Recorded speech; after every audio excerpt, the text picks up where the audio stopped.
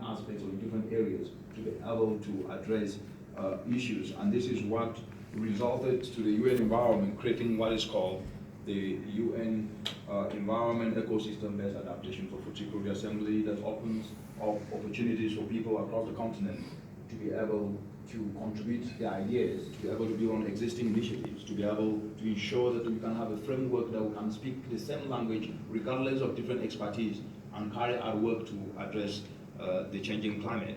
And this framework is for everybody. It is inclusive, and it is what it's premised on what is called the coalition of the willing. Everybody can be able to provide his or her talents and be able to engage with this. So with all this, going back to what I mentioned, innovative volunteerism is how you can be able to selflessly and collectively utilize your skills to do something that is not only going to protect the environment or build climate resilience, but at the same time also ensure that you are adding value and contributing to building your skills and addressing a bigger environmental issue like climate change.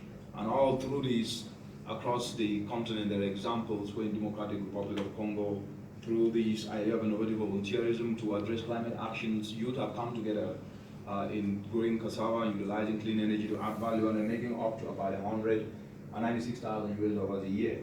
That is using climate actions on a changing climate to be able to generate jobs. If that is not money, then I don't know what money is about. And the story is the same in Nigeria.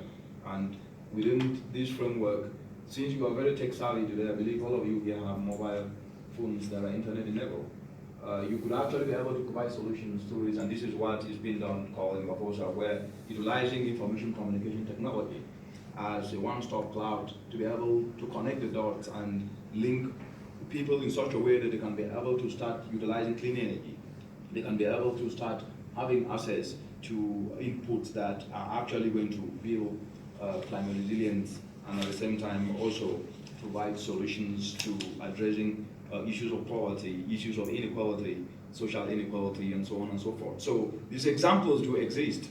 So don't despise yourself. When you come into the UN complex and you listen to discussions like this, as I said, I want to inspire you on a solution-based approach to the climate change problem, not to scare you.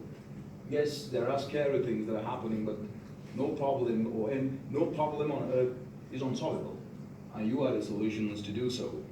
So don't despise yourself, because if you've ever spent time with a mosquito, then you will know that how disturbing the mosquito could be, or a nuisance the mosquito would be. So you have everything it takes to be able to impact change in the environment. Change like in a high school in Uganda, young students, what they're doing is that high school students are developing their practical skills in briquette production.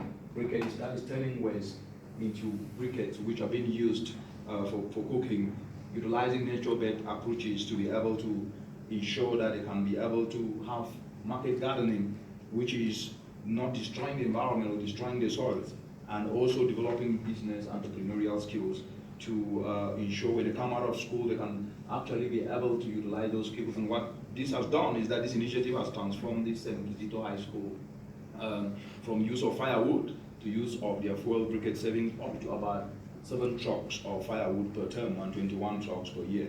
These youth are the future of tomorrow. You are the future of tomorrow. You could do this. I believe maybe you're already doing it.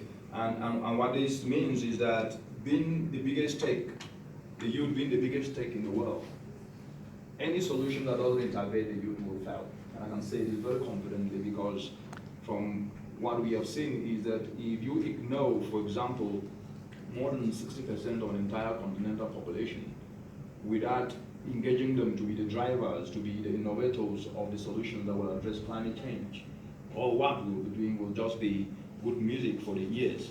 And so with all these aspects, from what I've explained, the message is very simple, that it is time to passionately engage to understand solutions to the problems of the world today. And those solutions should be driven through the environment lens. And you have everything it takes to be able to do so, because what I've learned is that regardless of whether you are studying, you're doing history, you're doing sciences, you're doing engineering, you're doing performing arts, you're doing it doesn't really matter. But what matters is how do you package your skills to ensure that we can be able to complement those skills to address aspects that can build climate resilience.